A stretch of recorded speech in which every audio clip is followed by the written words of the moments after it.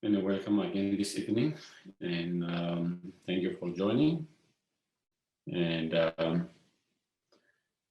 again, we'll start with the short breathing meditations, watching the breath mindfully.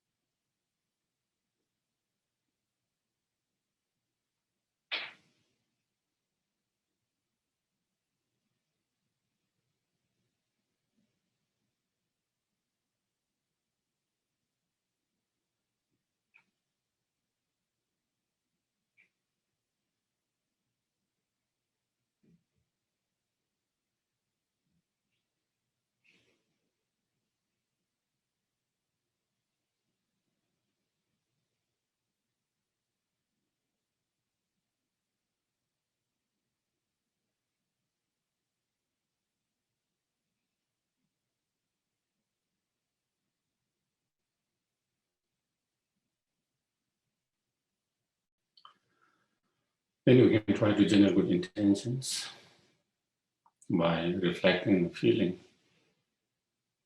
by giving our precious time and being here together, listening,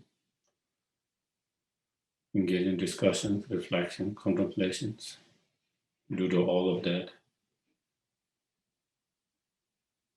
may it become cause and conditions to inspire us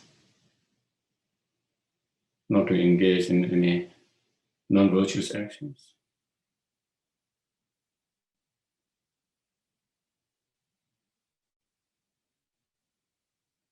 And to purify whatever negative karma that we have created in the past, intentionally, unintentionally.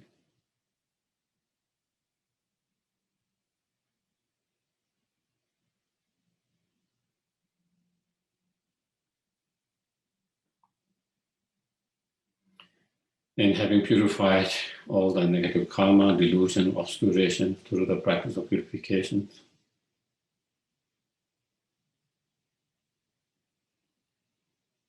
and we'll be able to cultivate all the Lamrim realization within our mind stream.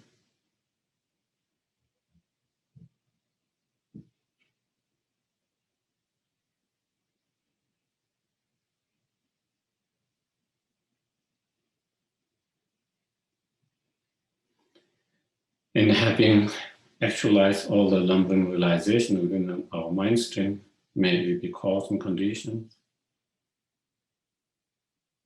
to obtain our highest potential, fully awakened state.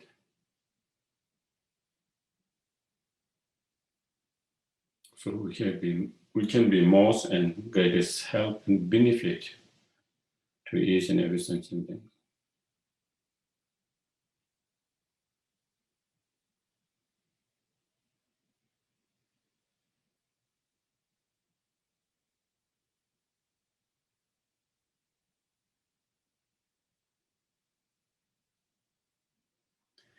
Okay.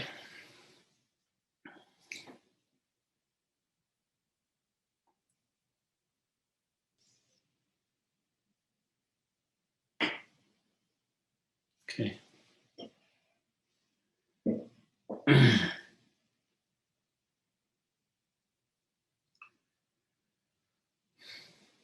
To the founder, the endowed, transcendent, destroyer, the one gone beyond, the four destroyer, the completely perfected, fully awakened being, perfecting knowledge and input conduct, Sukata, Lord of the world, supreme guide to human beings to be tamed, teachers of God and human beings, to you, the completely and fully awakened one, the endowed, transcendent, destroyer, the glorious conqueror, the subduer from the Shakya clan, I prostrate, make offering, and go for it.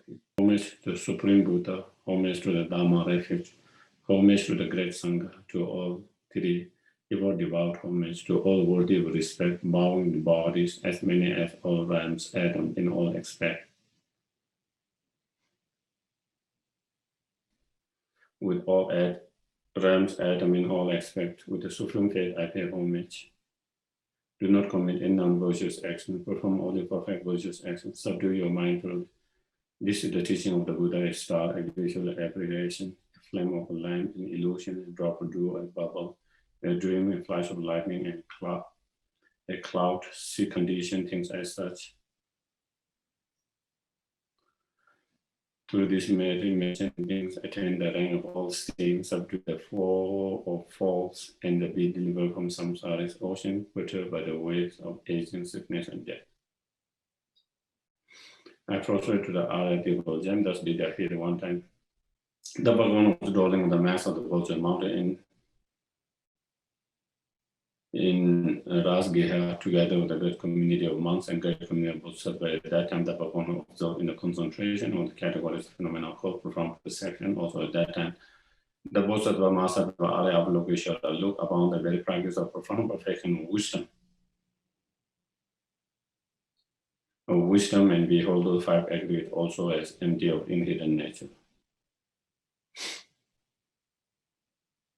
Then, through the power of the Buddha, the Venerable Shariputra said to the Bodhisattva Mahasattva Arya Avalokiteshvara, how should any son of the lineage train who wish to practice the activities of profound perfection of wisdom? He said that, and the Bodhisattva Mahasattva Arya Avalokiteshvara said to the Venerable Shariputra, Shariputra, any son of the lineage or daughter of the lineage who wish to practice the activity of profound perfection of wisdom should look upon it like this correctly and repeatedly beholding those five aggregates also as empty of inherent nature.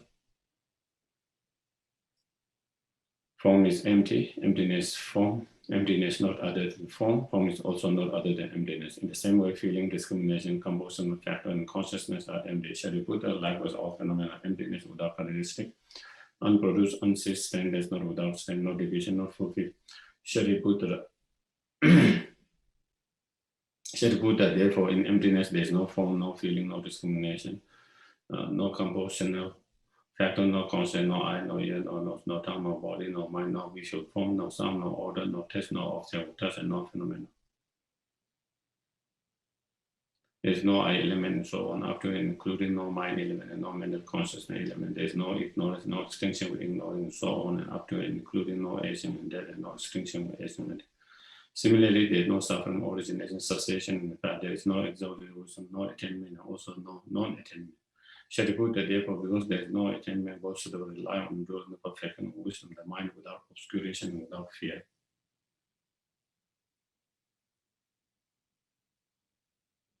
Having completely passed beyond the era, they reach the end point and nirvana. All the Buddhas who dwell in 3 times also manifestly completely awaken the unsurpassable perfect, complete enlightenment in the reliable perfection of wisdom. Therefore, the mantra of perfection of wisdom, the mantra of great knowledge, the unsurpassed mantra, the mantra equal to the unequal, the mantra that truly pacifies all suffering should be known as truth, since it is not false.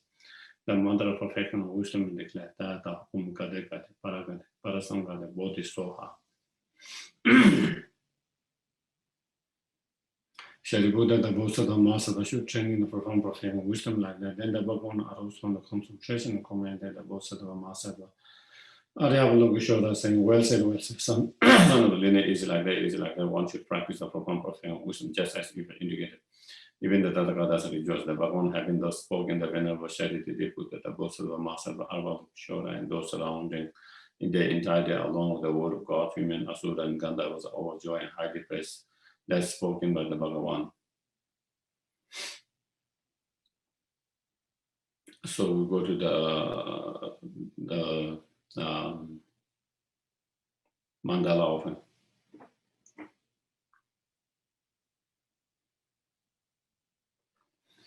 Sa shibe ye chung shin me to ta ri ra li shi yin de yen ba de sang ke shin tu mi de u wai do kun namo da Shin Chekara Jo Idam Gururana Mindala Niyatayam.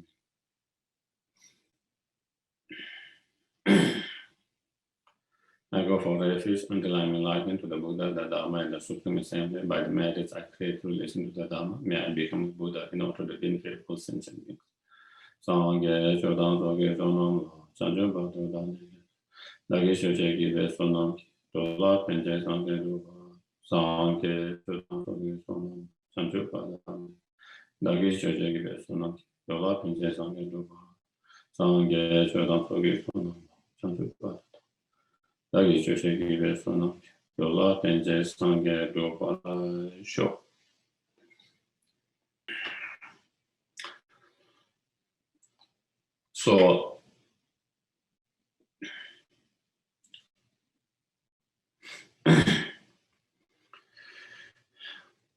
So we have been discussing on purification and special particular practice of purification, prostration by reciting the name of 35 Buddha. And again, in order for the purification to become more effective and strong, then the four open-end power is very important. And in terms of four open-end power within this practice at the very beginning, cultivating the Bodhisattva motivations and then taking refuge at the very beginning of that practice is the open-end power of the objects. And then after that, you recite the name of the Buddhas, 35 Buddhas, and then you can include after that, 8 medicine Buddhas, 8 medicine Buddhas, or 7 medicine Buddhas, as Rinpoche recommend, Lama Zopa Rinpoche recommend, and some others lamas, by reciting them, then while you do prostrations, and so that is in most of the commentaries, then that is the open-end power of the antidotes. But according to the Nagarjuna, his commentaries, the power of the antidote is actually comes later. In most commentary, it would be, the dedications to the practice of our sixth perfection and so forth. So in Nagarjuna commentaries, that practice of six perfections actually is the power of antidotes. So you can see slightly different,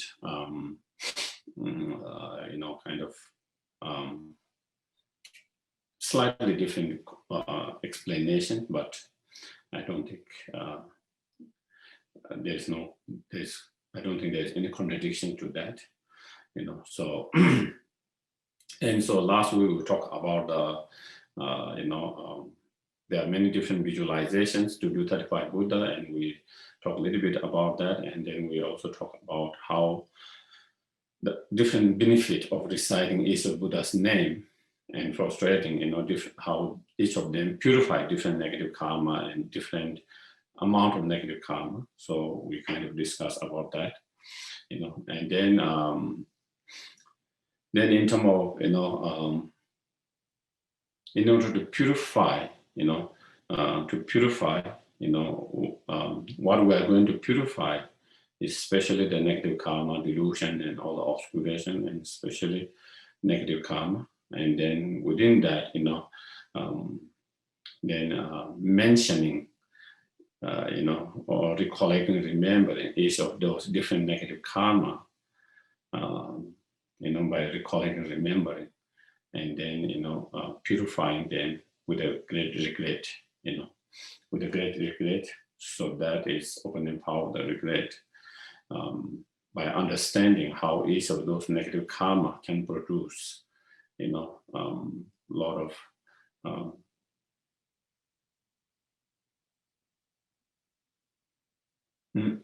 result, unpleasant result, by understanding the karma, as we reflect and contemplate on the karma, the functioning of the karma, the functioning of cause and effect, how each of all those negative karma can produce many different unpleasant results, such as a rebirth in one of the lower rebirth, as a ripening result. And even we are born in a high rebirth, as a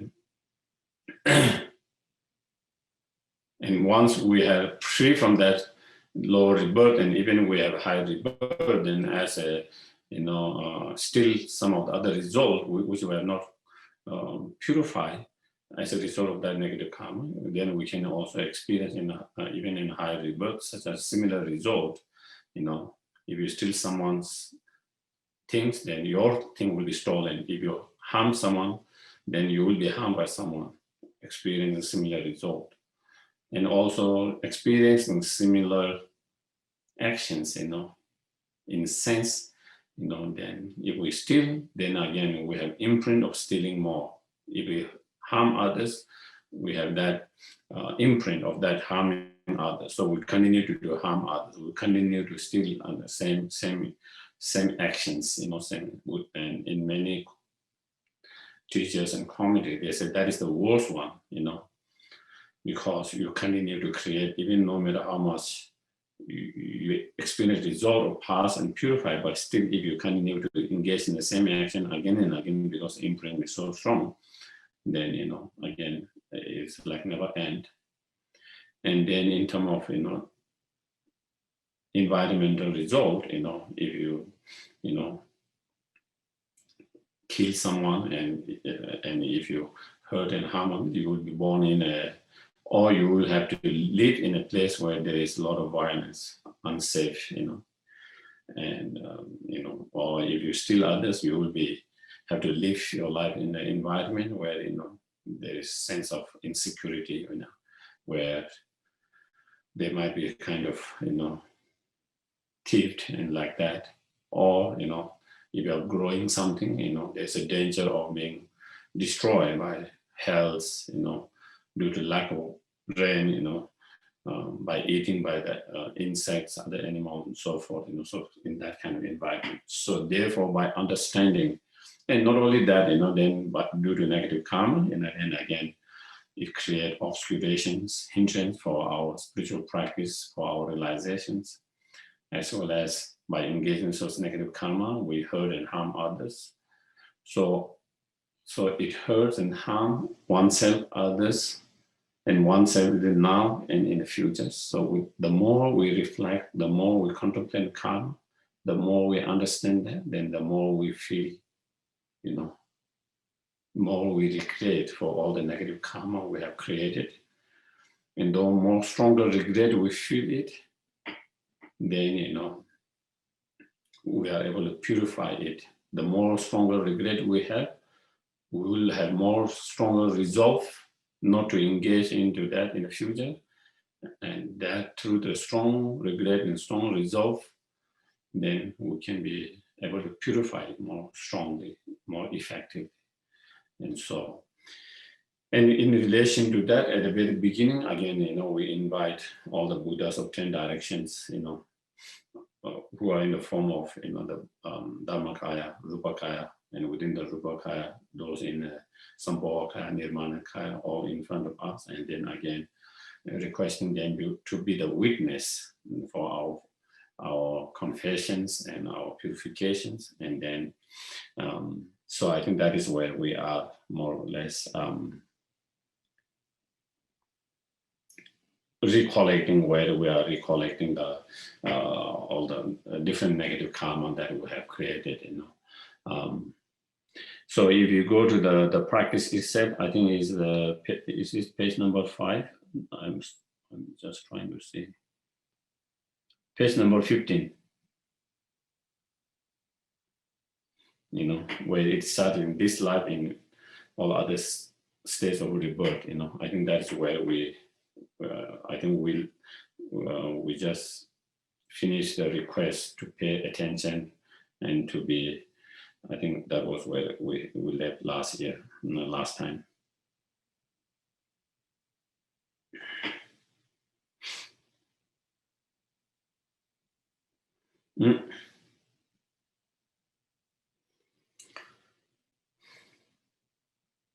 So then according to, recollecting the negative karma in general, and then more specific negative karma. And so first the general, in general. In this life, so trying to recollect in this life and in all other states of rebirth, which I have encircled in the samsara throughout beginner's lifetime, So whatever negative karma, and whatever negative actions I've created, made others created, origin, creation of, so that up to that is more kind of general in a way, trying to remember whatever negative karma we have created. If we can remember in this lifetime, since our birth until now, whatever negative karma we have created through body, speech, and mind, whatever negative karma that we might have created due to anger, due to attachment, due to ignorance, whether individually each of them, or due to three of them, due to two of them, whatever negative karma we have created, whatever negative karma we have created in relation to a holy object, in relation to the sentient beings, So all these kind of negative karma, whether we have created ourselves, or sometimes even we are not created directly, we have kind of encouraged and, may encourage or ask others to create it, to engage in such negative karma. Or even we didn't ask them to do or encourage them to do, when they do by themselves, rejoicing in their negative actions. Due to all of that, so we try to remember, recollect as much as we can remember. Some of them we can remember, some of them we cannot remember, but whatever we can remember, whatever we can recollect in this life, we try to remember and understanding the, very unpleasant, harmful effect of result of that, and so trying to regret strong regret as possible. And not only in this life, even though we do not remember from the past life, from the beginner's lifetime, we have taken so many different life, beginners as a human beings, as animals, as a hungry ghosts, as a hell beings, as a god, demigod, and in so many, and during all those times we have created so much negative karma. We don't remember, but we don't remember all the negative karma we have created even in this life. But of course, even though we don't remember, definitely we have created in the past. There's no doubt. And many of them have been purified by experiencing them and through purification, and many of them has not been purified so far. So in all this negative karma, whether we create directly ourselves, encourage and inspire others to create, or rejoice in that, then we strongly regret and confess. Regret and confess in front of all the Buddhas, and all the Buddhas of 10 directions. So,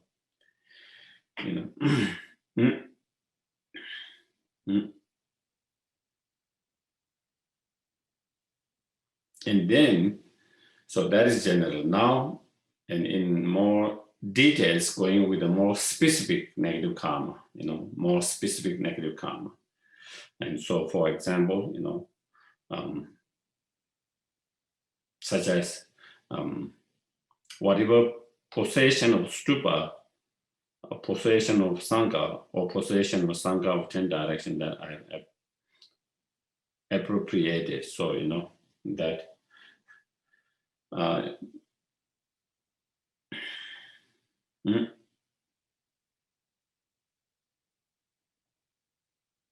so whatever we have misuse of the offering that is made to the 3 jewels, misuse them or use ourselves without any without being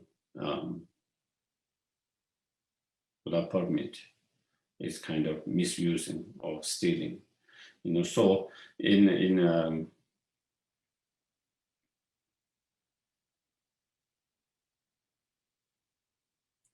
when here, whatever possession of stupa there, in some of the commentary, there it says, it refers to the Buddha and Dharma, The stupa here is not only talking about the external stupas, it's also talking about the stupa represents Buddha's enlightened mind, Dhammakaya, and so therefore, in this set, then whatever, anything that has offered to the Buddha and Dharma, and of course, then next one is possession of Sangha, And when we say possession of Sangha, then, Sangha meaning individual Arya beings, So any Arya beings is a Sangha. And then not only that, then when there's a collection of non-Arya beings, ordinary for community, and that also becomes Sangha,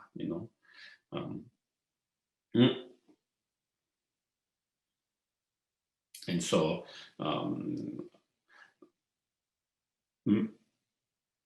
and then according to the Nagarjunas, then it says in the first is the Sangha of the Bodhisattvas. So even is one Bodhisattvas, then that is Sangha. And then in terms of the non-Bodhisattvas, when there's a collection of 4, then that is the Sangha, And then the position of Sangha of 10 directions. And not only individual Sangha, but when we misuse and of the positions or belongings of the Sangha of 10 directions, then that negative karma is even more stronger because it belongs to more, it's like stealing one person's is stealing. And if you steal something that belongs to a community that belongs to 10 people, then it's because it harms not just one individual, 10 people who are dependent on that.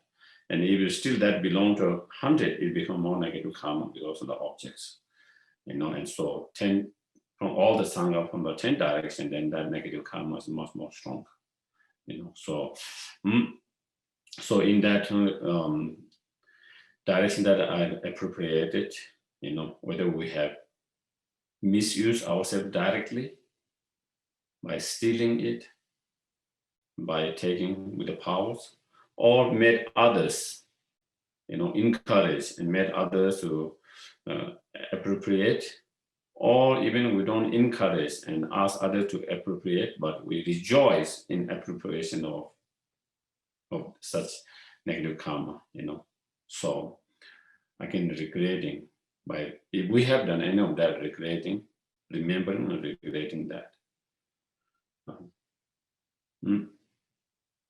And it is a very, very strong negative karma to appropriate and steal and misuse that is being offered to the 3 jewels, And again, especially when we work for, such a, especially when we work for a monastery, Dharma centers, we have to be more careful, because how we use it, that belongs to the Sangha. And if we misuse it, mismanage it, then it can be a much more negative karma, much negative karma. So that is one particular part of negative karma. And then even more stronger negative karma than that, and then, that is whatever amount of 5 actions or immediate or retributions I've done. So whatever, sometimes it is called 5 action or immediate, or 5 uninterrupting karma or actions, or sometimes it's translated as 5 heinous crimes, but basically is immediate action or immediate or uninterrupted means when you create those negative karma, then there's no interruptions of another lifetime between this after death. If you don't purify, then you're going to be in lower realms, immediately in lower realms, so that is why it is called that. And those 5 are, killing your fathers, killing your mothers, killing arhat, and then trying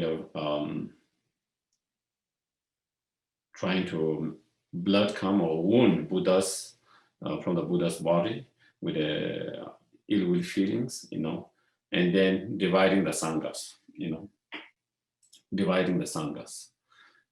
So among all of that, most likely for us, because we don't have the Buddha is not directly, we cannot take the blood with ill will feelings. Probably we might not kill our fathers, mothers, but unknowingly we could kill arhat because we don't know who is arhat and who is not arhat. That is very possible. And most one dividing the sangha, that is where we can. There's the danger of that negative karma. We have to be more careful, more mindful. When we engage in the, sometimes we might have differences, in every community, even in Dharma community, even in Asa community, sometimes we will have differences because we have even though we have this, all of us might have a good intention to serve the Dharma, to serve the sentient beings, but still we might have different view how to serve the sentient beings, how to run the sentient beings, how to serve the sentient being, how to serve the Dharma, how to serve our teachers, gurus, how to be benefit. And when we have differences, clashes of different views, or sometimes personal kind of, sometimes we have clashes of personalities, different personalities of persons.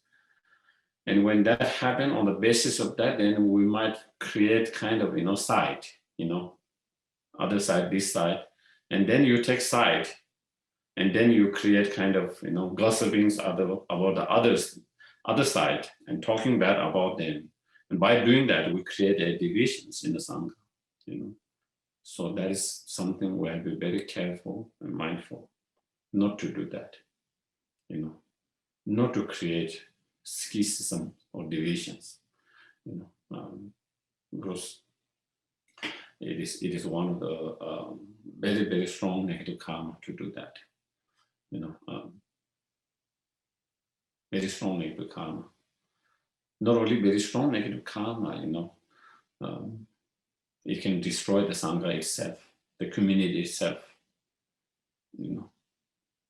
it happens, because of divisions, there will be a lot of disharmony and people's mind being disturbed. And, and then they cannot focus on their practice Dharma because their mind is being disturbed, agitated.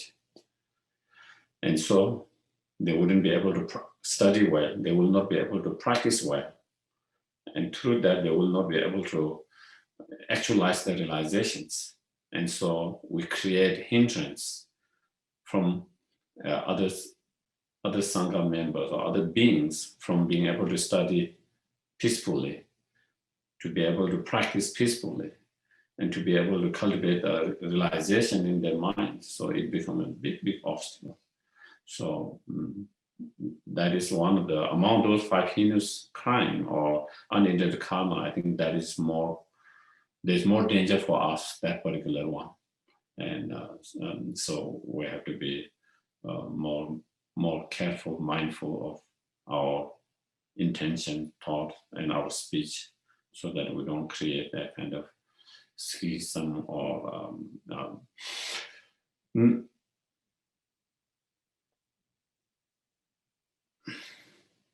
Yeah, there is a caution where it says, are there purification for 5 heinous actions, or are there negative consequences inevitable? No, if you do purification, all can be purified. All this can be purified. Any negative karma can purify. So, and in terms of purification, again, I said you can do 35 Buddha practice, prostration, that can purify.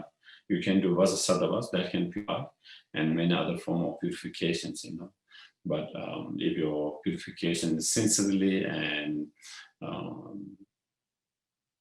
done correctly, then all of those can be purified. There's no negative karma that cannot be purified. In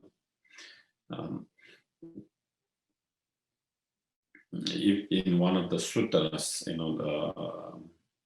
the sutra of 4 dharmas, in that the Buddha said, the material, Bodhisattva material must be in the audience. So it says, material, whoever possess a Bodhisattvas, any Bodhisattvas whoever possess the 4 dharma, all their negative karma will purify.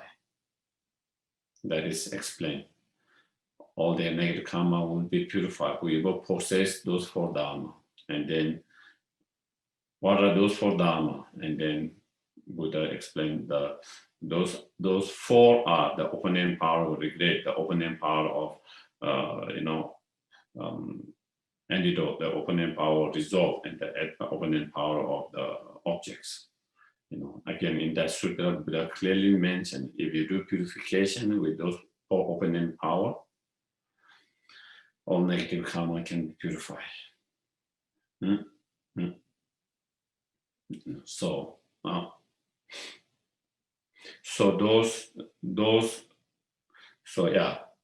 that I have done. So such 5 actions of immediate retribution that I have done ourselves directly or indirectly cause other to be done, or even if we didn't cause other to be done and we don't do ourselves, but rejoice when someone engages in such negative karma, rejoicing in the doing of,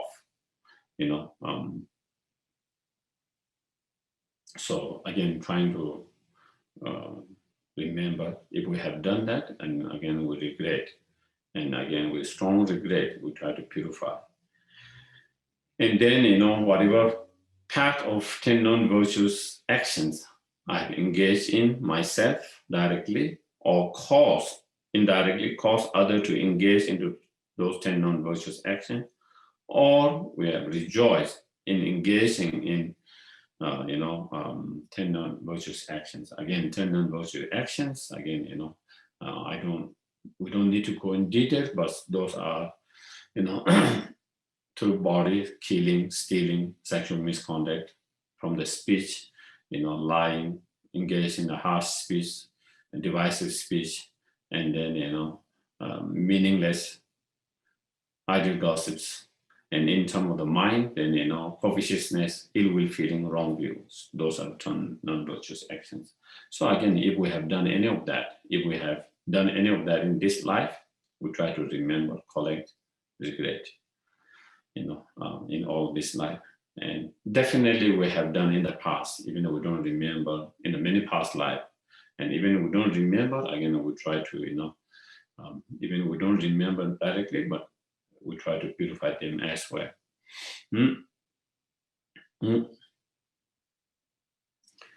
And then whatever I have created being obscured by those karma, so due to having created, those negative karma that has just mentioned, that we have just recollected, remember, as well as other negative karma that we have created, and being obscured by those negative karma, due to all this negative karma, obscured by those negative karma that we have created ourselves directly or cause others to create, or rejoicing in creation of others, due to all this karma, then me and sentient beings, as a result of those negative karma, then, being born in some of those, places, and, unfortunate places, unfortunate,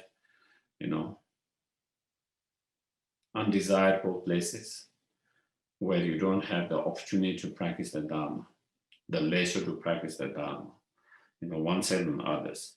So me and sentient being to be born in a hell realm, so such as being born in one of those 8 unfortunate places, undesirable places that are unfortunate, undesirable, unfavorable places to practice the Dharma.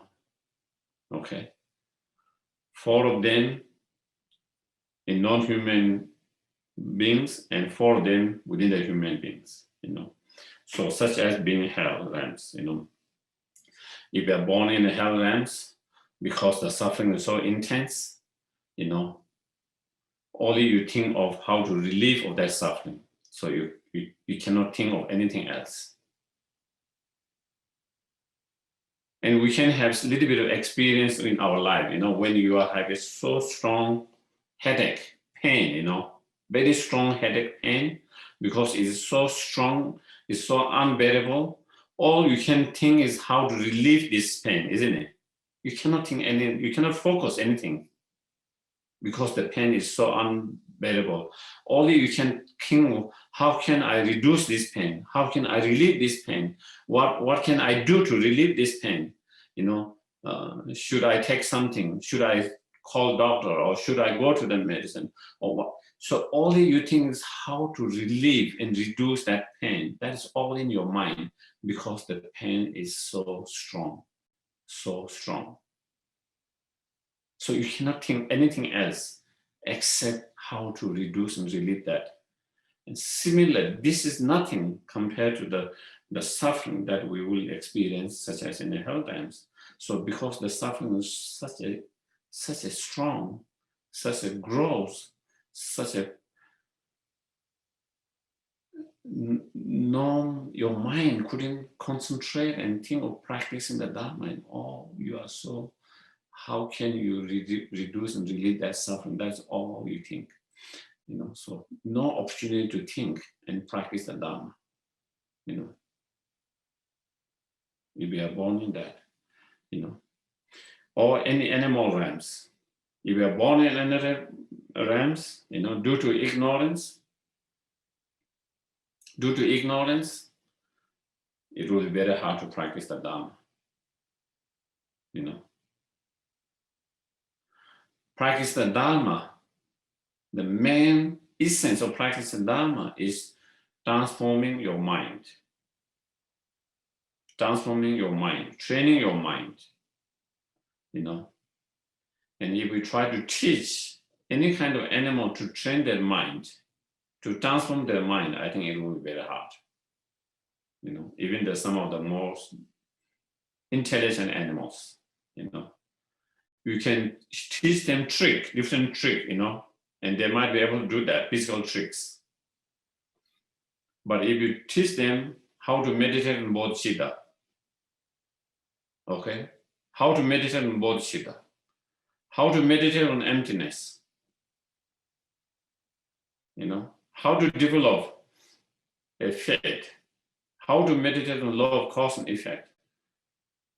I think it will be very difficult. It will be extremely difficult for them to be able to do those practice and meditations, and thereby practice the Dharma and transform their mind. So,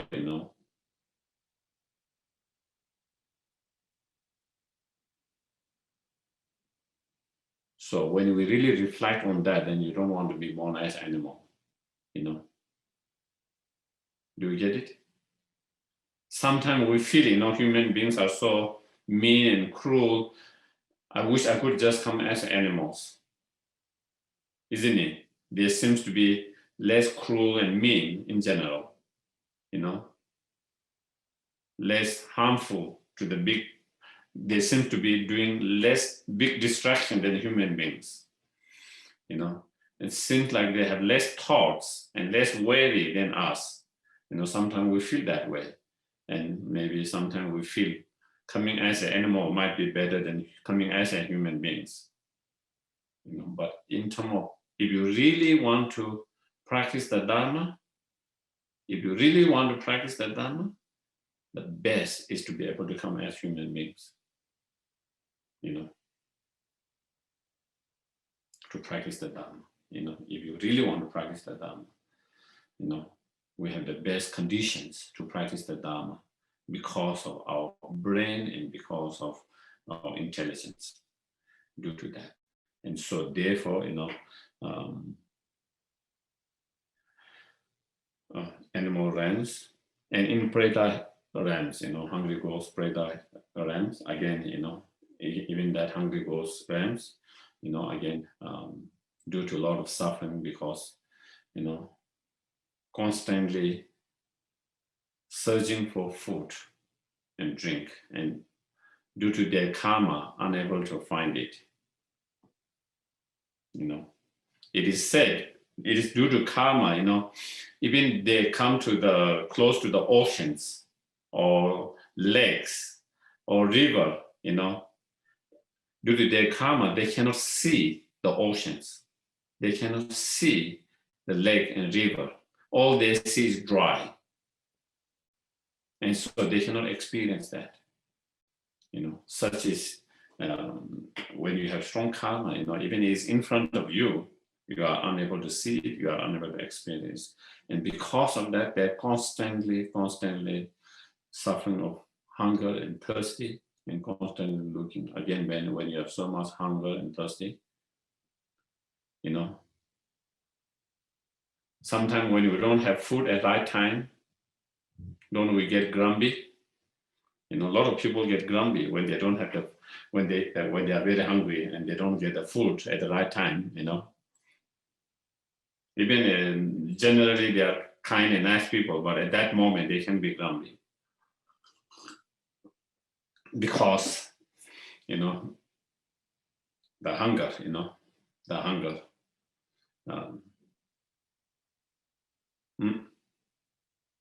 So when you are very strongly hungry, you cannot focus. All you think is how to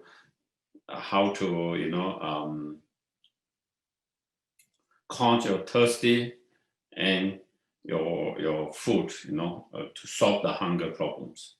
Again, because of such a strong suffering of that, again, they cannot focus and they don't have the opportunity to practice the Dharma so much, And the main cause of hell realms is strong anger and action created by strong anger. The main cause of a hungry ghost is greediness and miserliness. Due to strong greediness and miserliness and engaging in the actions, due to strong greediness and miserliness, then you create karma to be born in hungry ghosts.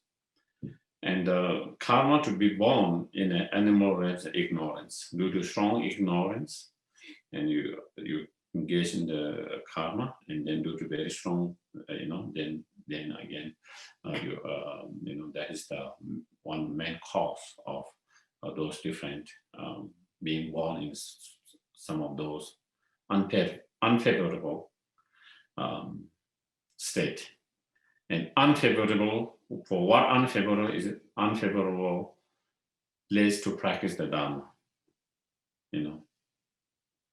That is why it is called unfortunate. Low rebirth, or unfortunate, unfavorable place to be, because you don't have the opportunity and favorable condition to practice the Dharma. And then even you are born as a human beings, even you are born in a human beings, if you are born in religious countries or place where there is no access to the Dharma, where there is no Dharma, then again you cannot practice the Dharma. You might be born in this world, but you might have to, for whatever reasons, you might have to be in a place where you have no access to the Dharma, And there are many parts, even in this world, even in this time, Even in this generation with all this technology, many places you can't have access. Just take an example of Tibet. They cannot listen to the Dalai Lama's teachings. If they try to Google, they try to find teachings on that, any form, WhatsApp, Facebook, whatever different, they wouldn't be able to have access to that. You know?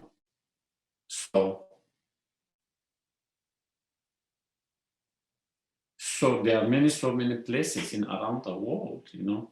Even someone want to practice, even they have the intention to practice, study, if they have, even that they have the good intention to study and practice, when you are forced to be in certain places, whether you are born there or due to your job or due to other responsibility, you have to be in that places where you have no access to that. So it is similar to in religious country place, you know, like that. Barbarians, you know, and even you are born in places where you have access to the Dharma, but because of wrong understanding, wrong view of Dharma, you reject it and you never study and you never practice. You know, again, many places you have access to the Dharma, you have access to all Dharma books, you have access to all the teachers, centers, on internet, everything, but then due to your misunderstanding, misconceptions, you know, of the Dharma, you know, and then you totally reject them, and then, you know, due to that kind of rejections, due to misunderstanding, due to wrong understanding, so then again you are in the conditions, unfavorable condition to practice the Dharma because of your such misunderstanding and misconceptions. Or as a long life gods, you know. And even you are born in such as a long life God, you know, then it is, you know, one section of long life, you know, there are, you know, within the long life, there is, within the God, there are 4 God realms, you know, form God realms. And within the 4th one, there's one section of that where they have thoughts. It is said, you know, when they are born, they are aware they are being born. When they die, they are being aware of dying, but in the middle is like someone who are taking some kind of, you know, drug and they're totally kind of knocked down, or they don't have any thoughts. Do you get it? Or someone who drink and they knock down, and at the very beginning they have little consciousness, and then totally they are unconscious. You know, until that effect of that substance goes away, you know, they are totally lost. They are totally unaware what happens, what is happening, and they are not totally until they come out of that. Similarly, in that particular long life, that particular Godlands, they have that kind of sudden awareness at the very beginning. And then it's like being, you know, kind of totally kind of going to sleep or totally bliss out or so totally knocked out. So they don't have any awareness, you know, it is totally in that state. And then at the end of that, you know, then before they die, there's some awareness. So again, if you're born in that, then again, you cannot practice. Even you don't have suffering like us as a human beings, because, you know, you are aware at the very beginning and you die, and then it's kind of like you have no awareness, so you have you don't have such a suffering as we have. But when you don't have awareness, you cannot practice the Dharma. You cannot practice the Dharma. You know? So that is, and then even as a human beings, you know, with the imperfect faculties, you know, especially the mental, you know, having a, of course, we can have a faculty, you know, imperfect faculties, you know, not being able to hear, not being able to see, you know, therefore, you know, we have limitations. You know, if we cannot see it, If you are blind, you cannot see it. You have certain limitations of how much you can study, learn, because even though technology has developed a lot, and even as a blind, you can read still, there are techniques, but still, you don't have access, everything that is accessible for those who are not deaf. Same thing, even the deaf, they have another way of studying, learning, but still they don't have same access for those who doesn't in one. But more here, mostly is talking about imperfect mental faculties. Your mind is, you have some problem with your mind and unable to focus, due to your mental state, due to some kind of DNA, due to genes, or due to some kind of chemical imbalance, whatever, something wrong, and then you are born with that kind of mental problem that you are unable to, focus, you are unable to be aware of that. If you have that, then again, it will be extremely difficult to study, practice, and meditate,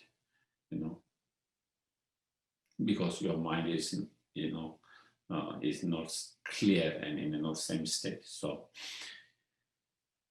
and holding a wrong view, so again, holding a wrong view, such as, of Dharma, saying there is no law, wrong view that there is no law of cause and effect,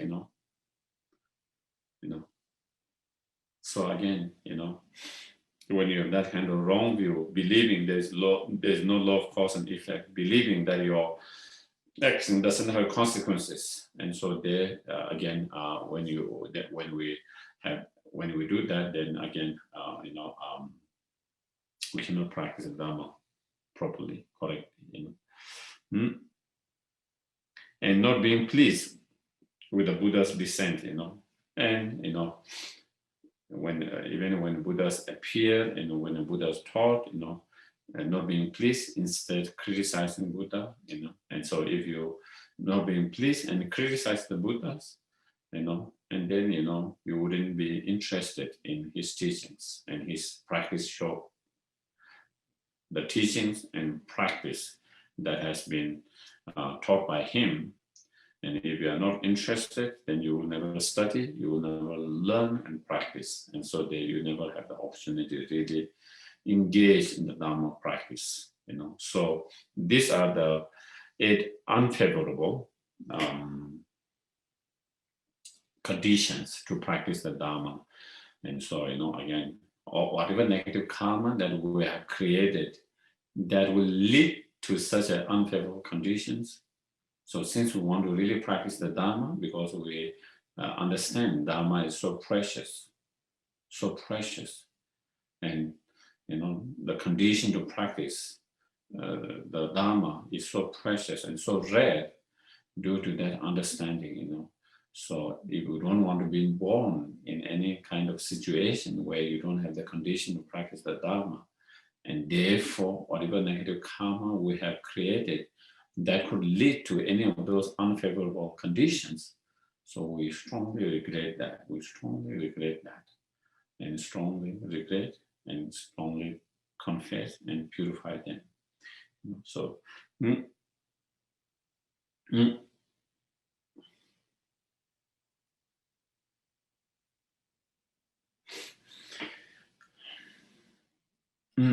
and so then next is, in terms of practicing, so now we want to confess. So we try to recollect and remember all those different, these are just some examples of different negative karma, okay? Not all are included here, but whatever negative karma that we can remember and recollect, we try to recollect, remember, and then try to sincerely from our heart regret and try to purify. And then we try to purify in front of, confess and purify in front of the 35 Buddhas and all the Buddhas of 10 directions. And so and them as the witness, So in that here, so where in which present that we are going to confess and purify. So then in the presence of Buddha Bhagavans, so in the presence of the Buddha Bhagavans. So again, we already talked about, meaning of Buddha Bhagavan before, Buddha means awaken, Awaken means awaking from the sleepiness of, sleepiness of the obscurations, someone who has totally awakened from the ignorance and obscuration is a Bhagavan, Buddha. And Bhagavan is, someone who have purified all the obscurations, someone who have actualized all the positive qualities, such as five wisdom, and someone who has gone beyond the samsara. And so that is about one who are transcendental wisdom, so here there's slightly different explanations of meanings, in Nagarjuna here he explained, the transcendental wisdom because all the Bhagavan Buddhas,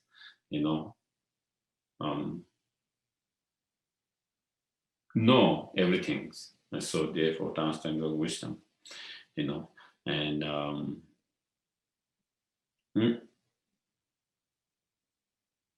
who are eyes, and because the Buddha Bhagavans, because they know very clearly and directly, different karma of virtues and non-virtuous karma of all sentient beings. Therefore, who are the eyes. And then,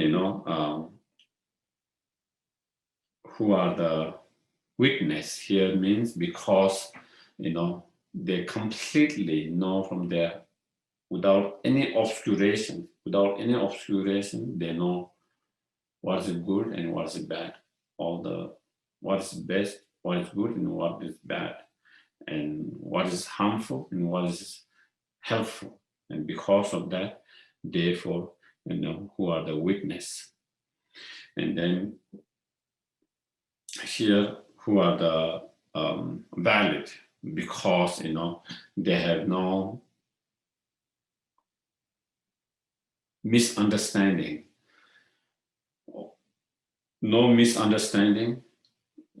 and there's no any misunderstanding, and therefore they are valid. And who see with omniscient consciousness, and because who is able to,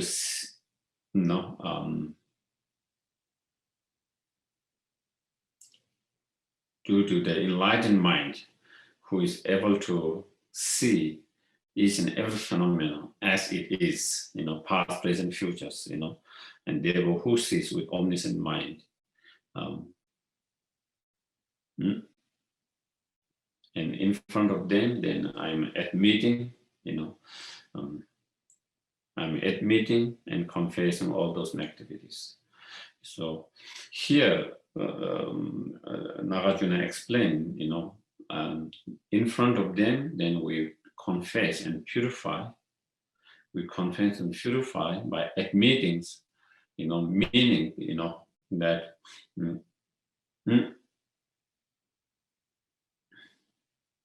confessing and admitting correctly,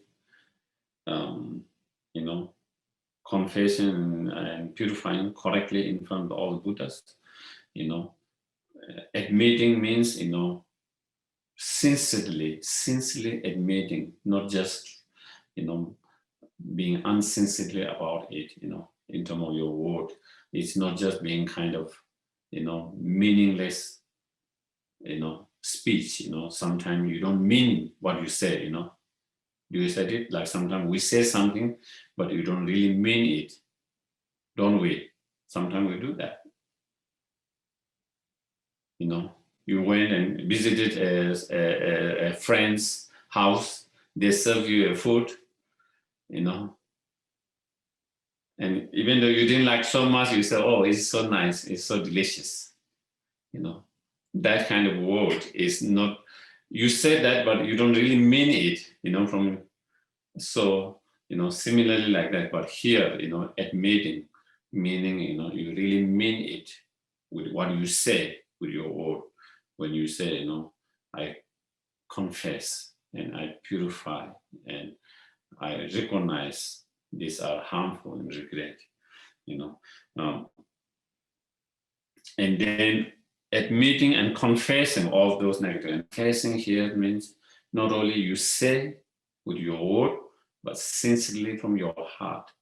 You really mean it from sincerely. Not only the word is correct, as your word is sincere, but also your heart is pure and sincere about that. Your heart is sincere and pure about that.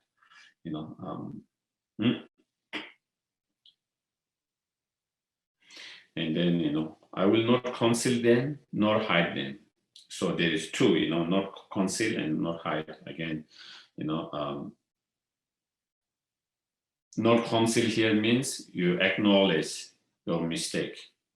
Not concealing here means you acknowledge your mistake, acknowledging that you have created negative karma that is unwholesome, is a non-virtuous, is a harmful, and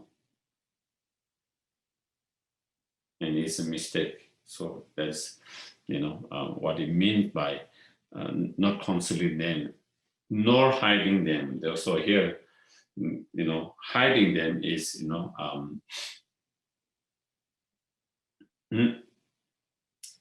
so then not hiding from your heart, So not only you admit,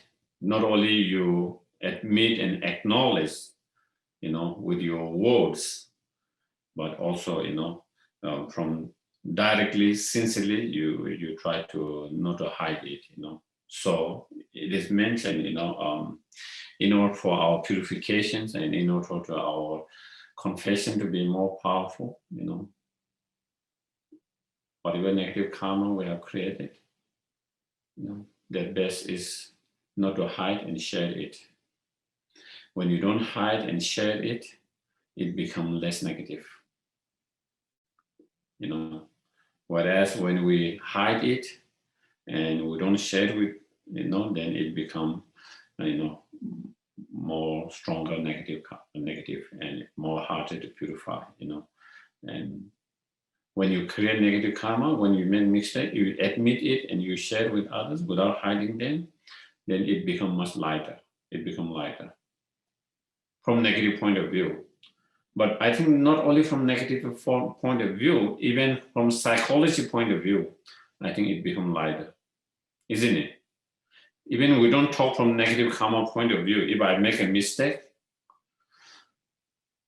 and I admit it and I share it with others, my mind becomes much lighter because I feel like there's nothing for me to hide, because I become more transparent.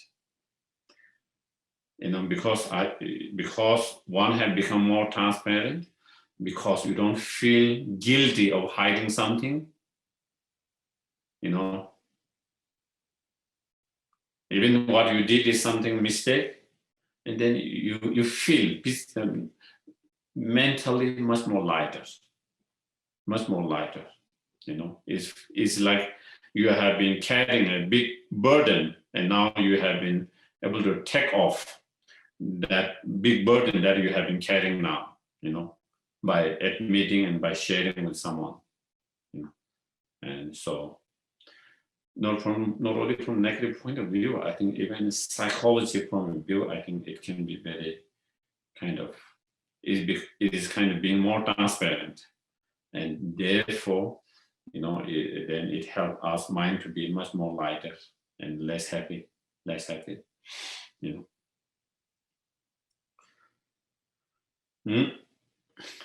And then from now on in the futures, so from now on in all futures, I will abstain and refrain from committing them again. And that one is the third open-end power, the open-end power of resolve or resolutions. Okay? The open-end power of resolution or resolve that to make a strong commitment, strong promise, strong determinations from now on in all futures, I will try all my best not to repeat that mistake again, that I will try to restrain and refrain from engaging into such non-virtuous action, such unwholesome actions, such a harmful actions, and that comes, that resolution, the open power resolution will become more stronger if you have strong regret. The stronger regret you have, the stronger resolution or resolve you will have. If your regret is not so sensitive and not so strong, also your resolve or resolution will also not be as sensitive and not so strong. Okay.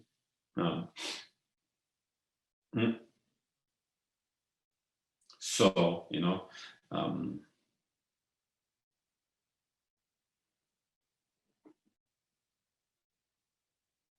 so with that, with the regret, we regret the past mistake. We regret for the past mistake. With the resolutions or resolve, we make a promise or resolution, resolve not to create a negative karma in the future. Yeah? Are we clear there?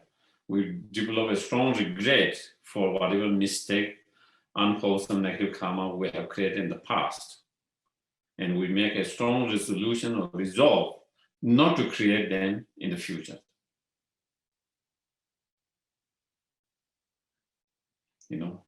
By understanding, when you are sick, or even when you are sick, there are certain food that can be harmful to your health. And by understanding, then you try to restrain or refrain from that. You try to keep away from that. You try to keep away from that, because it will harm your health, And so therefore, similarly, by engaging in such non-virtuous action, it will harm you, it will harm your practice, it will harm for your realization of the path, it will harm you to, actualize your spiritual goal of enlightenment, it will harm you by throwing you in one of the unfavorable places where you don't have a condition to practice the Dharma. It will force you to be in certain environment, places where there is much more pain, where there's much more sufferings. And so therefore, it harms in so many different ways. It harms on your physical well-being. It harms on your emotional and mental well-beings. It harms on your spiritual path. It harms on the, so by understanding, it's not just one harm. Like certain substance, whether it's a food or certain substance, sometimes we pay very strong attention to that, to restrain, refrain from that, because we know that will harm our health, isn't it? For someone who has diabetes, they will abstain from having sugar because they know it's harmful for their health.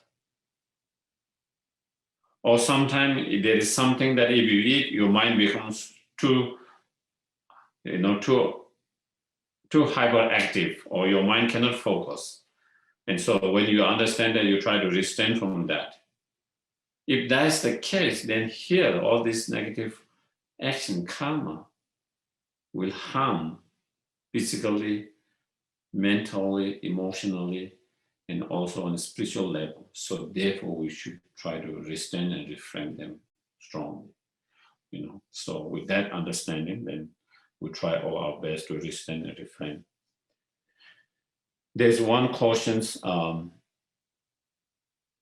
the being in those unfavorable conditions are unable to transform their mind, but they are able to receive positive imprint, can't they? Yes, it's much more harder for them to practice the Dharma and transform their mind. But definitely they could receive imprint, when they see the holy objects. When they see holy objects, that will have positive imprint in their mind. When they are touched by holy objects, they can have a positive imprint.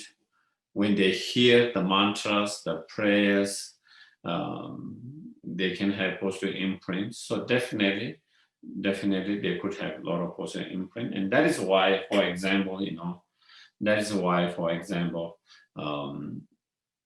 Lama Zopa Rinpoche, encourage to have a holy object where you can take your animals, circumambulate them, because they get the imprint by circumambulating that,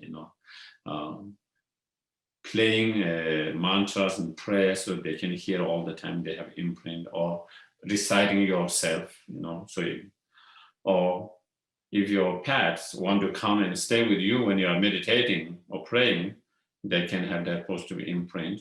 So that is how we can help them to have the positive imprint. So definitely they can have a positive imprint, whether it's a human being or whether it's animals or another form of beings in those unfavorable conditions. So definitely they could. So by having that imprint in next future life, they have more favorable conditions to study and practice and to have realization because of those conditions. Okay. So then there is one question. I've been doing purification for many years, still some of the same regret pop up for me. Should I just keep letting those same big ones come up and just trust that perhaps it is purified, it will not come up as often? Regret, okay. Yes, is importance to have regret, but to let it go and not hold on that. Do you get it? We try to cultivate a strong regret for whatever mistake we have done, but then we don't hold on them. We try to kind of move on, and we try to because if you keep on holding them and it keep on popping up, then that is the unhealthy regret, where you get stuck with the past and unable to move forward. And what we want is the positive regret, where we acknowledge the mistake, we regret that, but we don't get stuck up in the past, we move on. And so that is where, as we mentioned here, having the strong trust and belief, all the mistake, all the negative karma we have created can be purified and has been purified through those purifications, because at the moment the regret still comes because we are still not so sure whether it has purified or not, So due to lack of enough trust and faith and confidence that it can be purified through those purifications. And so still we wonder whether we have been purified, so still we regret it. So I think once we have that strong faith, confidence, and trust to the Buddha's teachings and Buddha's words and all our teachers' teachings and words, that those negative karma can be purified when we do the purification sensitively, and then with that, then we just have to have that trust that it has been really purified. If you have that trust, confidence, faith that it has really been purified, then I think it shouldn't bother you so much, that it shouldn't bother you so much, and it shouldn't come up so often, again and again, and not being able to kind of let it go and move forward, So I think that is definitely, as you had, that is where we need to develop more trust, confidence, and faith that that's going to be purified and has been purified through those practices, yeah. So any other questions and comments before we go to the next? So next one is where, the dedications. In most of the commentaries, and that is where the dedication comes. But as I mentioned, in Nagarjuna's commentary is slightly different. In Nagarjuna commentary, this is where the antidote, the power of the antidotes, opening power of the antidote is from here. So, but as I mentioned at the very beginning, there shouldn't be contradictions. So, Geshe, yeah, Amanda has a question. Geshe. Yes, please. So, Geshe Sherab, the thing is also all the Buddhas and Bodhisattvas are purifying on our behalf too, aren't they? They are supporting and helping us in purifying. Okay. So, but you yourself has to do the job as well. It's like you are running. You have cause and family supporting you and encouraging you and helping you, but you have to run yours. If you are, for example, you are running for a marathon. I sort of got the idea that the merit that's created by the Buddhas and Bodhisattvas and somehow gets transferred to us. Did I get that wrong? Yeah, that can help in certain way, but at the end, we also have to, you cannot just only rely on that, Otherwise, then there's no point of practicing. There's no point of all practice because the Buddhas and Bodhisattvas will all take care of it by themselves. So their merit, their prayers, their blessings support and help in our practice, but at the same time, we have to also work from outside. So it is kind of combination of two that we can make progress, but we cannot depend on just one side, Yeah. Thank you. So any other questions? Otherwise, we will do the dedications. Yeah, we can do the dedications.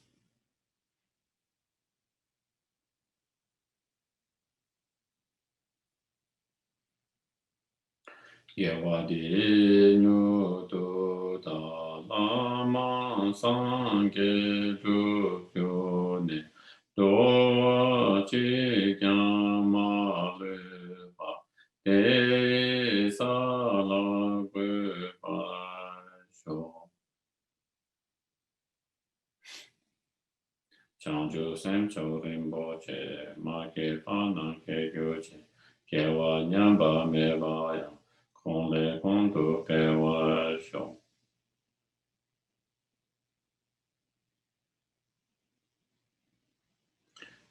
do the long life prayer.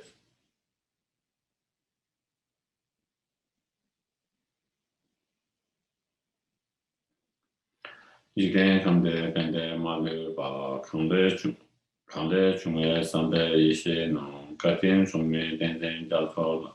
So there's no change lapto so.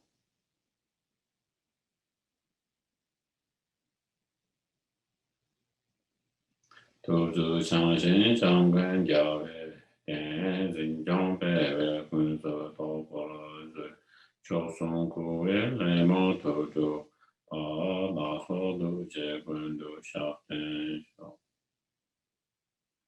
Thank you very much, everyone. And next will be the last class for this the 35 Buddha purification practice. So next will be the next week will be the last teaching of that. And then I think after that for 2 weeks, there wouldn't be a teaching by me on Friday. As well as Sunday, and then after that we will start Friday Avalokiteshvara practice, teaching on Avalokiteshvara sadhana practice. Okay, for again 4 or 5 weeks. Okay. Good night. Thank you. Thank you.